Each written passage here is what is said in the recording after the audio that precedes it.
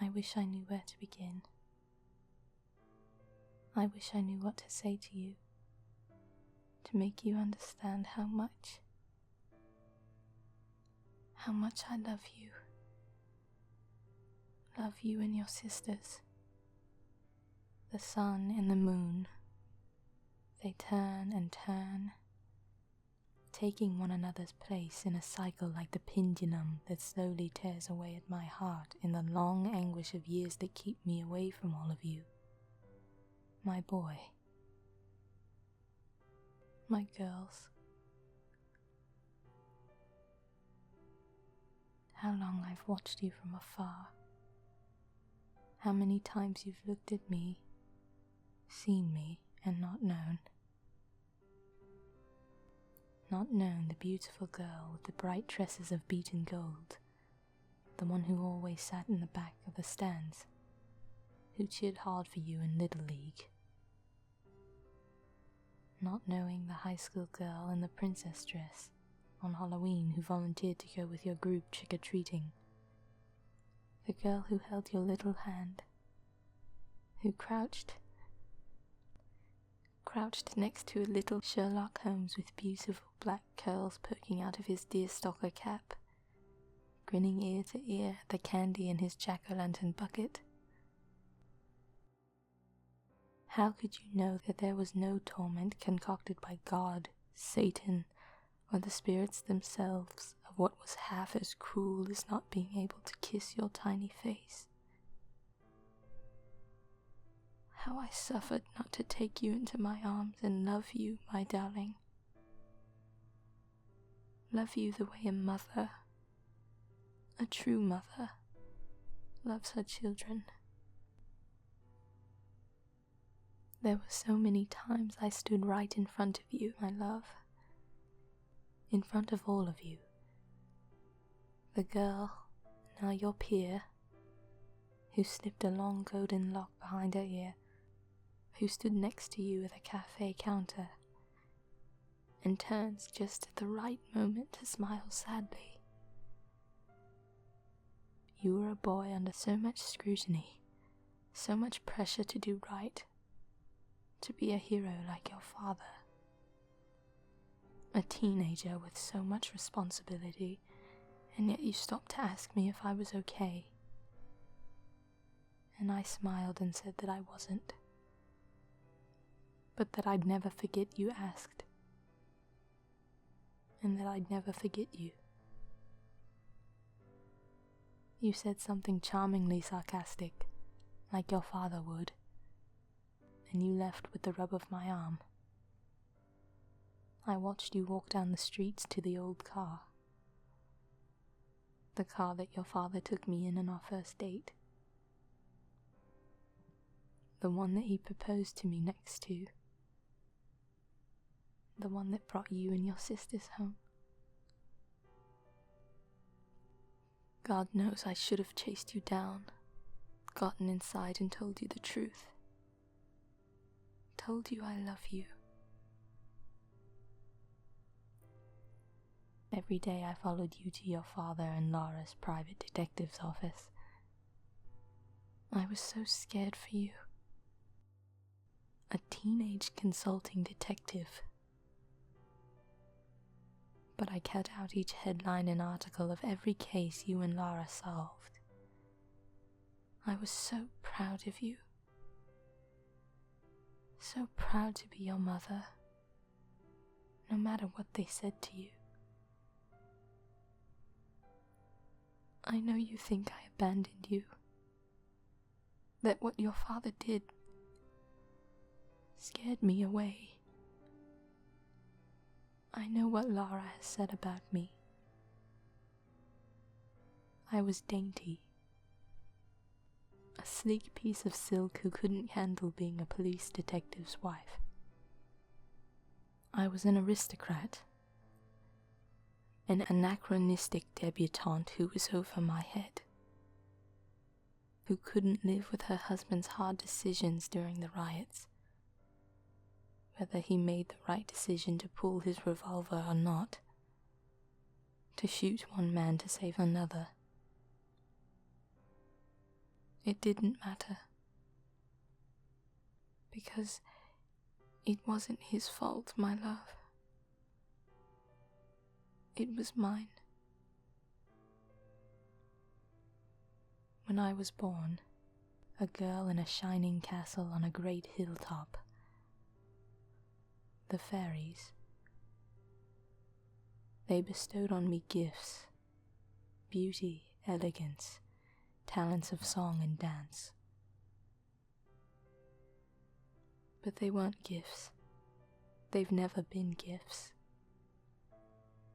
I was asleep for 500 years, and I've been alive for over 100. Not aging, not changing, not doing anything but watching the slow decay of time take people I used to call friends. I'm cursed, my love. Cursed to watch everything I hold dear die around me. I'm filled to the brim of my soul with their magic. Their gifts of fealty and love for my parents' woes.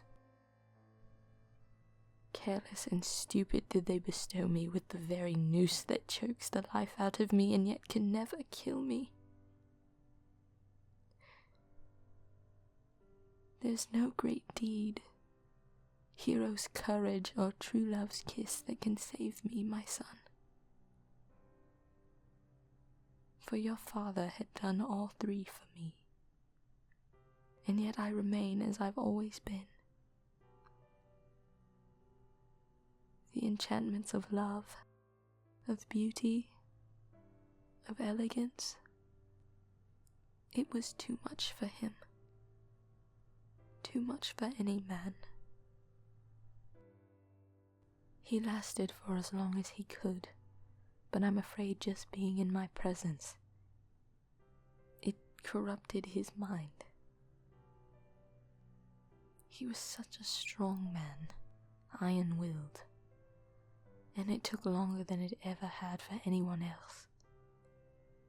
He was special. And it was after the riots, after the shootings, that I saw how much of a burden I was becoming. Every man wishes for perfection, to strive for it. But how to live with it every day, in its constant beam? I've never loved a man in my life before your father, and I know I never will again. I had found my hero, and he lives on in all three of the souls we created in our short time together. It is all I have left of a man that I would have done anything for, as he had done for me. I stay away, afraid of corrupting you, like I had your father, like I have so many people I wish to have had long friendships with. I stayed away, not being able to explain the great sorcery and supernatural that exists around you and this world that has been forgotten over the many ages I've slept through. But I've come to you now, because all my fears, all my doubts, are but quibbles to the one great fear that brings me to you tonight. You're still a young man, my darling, my love. But I know in my old and frail soul that I could not handle seeing you waste away to nothing. I've watched my friends, men and women who become like family, shrivel in the long decay of decades. Each time it has taken a piece of me with them. It is a horror I can't live to see my own children go through. To sit and watch from afar, while the years and cruelty of life drain away. to all that God breathed into you is but a wispy wheeze under buckled bones sitting in a cripple's wheelchair.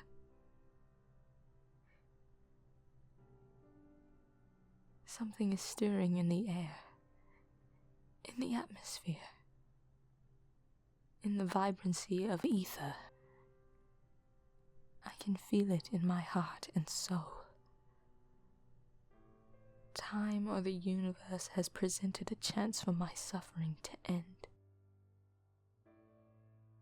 To break the shackles of these gifts that have been bestowed to me in the great antiquity that is only recorded in animated movies and ballads.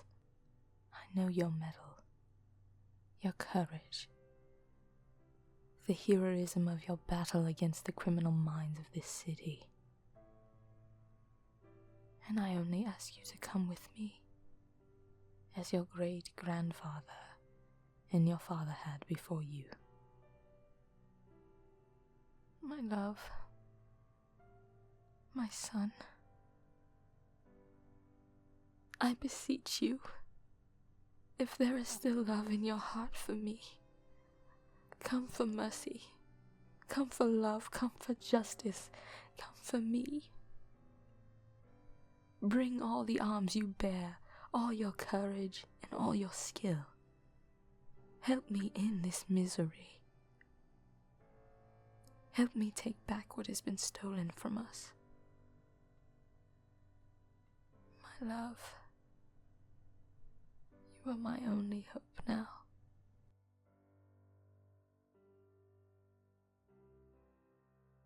This short was written by Matthew Y.